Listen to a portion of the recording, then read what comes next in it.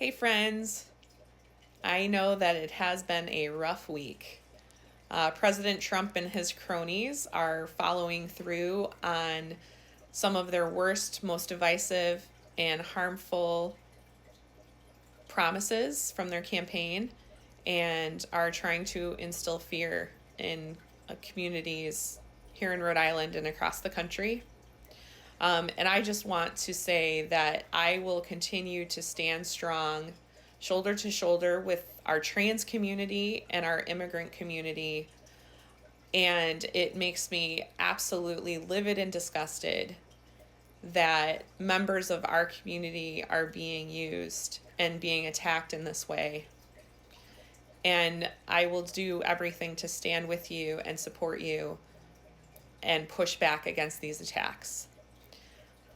It's become clear to me that state government is more important than ever.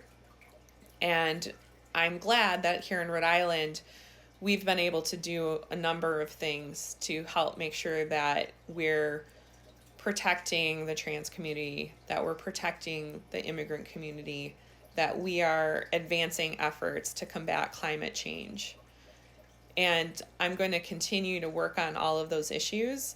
And we're still early in the 2025 Rhode Island State Legislative Session, and so there's plenty more to come.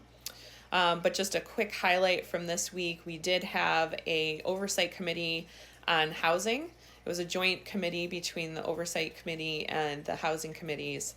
And we, I think, kind of scratched the surface on some of the issues in the housing sector. What we know is that there is a housing crisis. This is not unique to Rhode Island, but there are unique solutions that we need to be coming up with to address it in Rhode Island.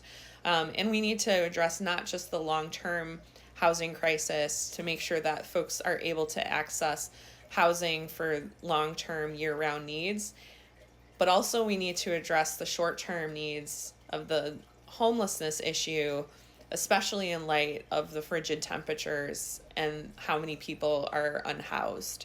So I want to give a shout out to Senator Tiara Mack, who did a really great job in highlighting that issue and helping to compel that joint oversight hearing. And I think, again, while we scratch the surface, there's a lot more work and a lot more conversation that needs to be had on the issues around housing. So I'm going to start to try to do regular videos to give updates about what's going on at the State House, things that I'm thinking about, things that I'm working on, things that I'm working on with my colleagues, and other items that I hear that I think you'd be interested in. But definitely let me know what you're interested in hearing about and any questions that I can help answer. But right now, I'm going to go for a walk and enjoy the sunshine and try to reset, because I know that we are in for a marathon, not a sprint. I hope that you all are taking care of yourself. Get outside, move around, get some of that sunshine. And we remember that we are all in this together. Take care.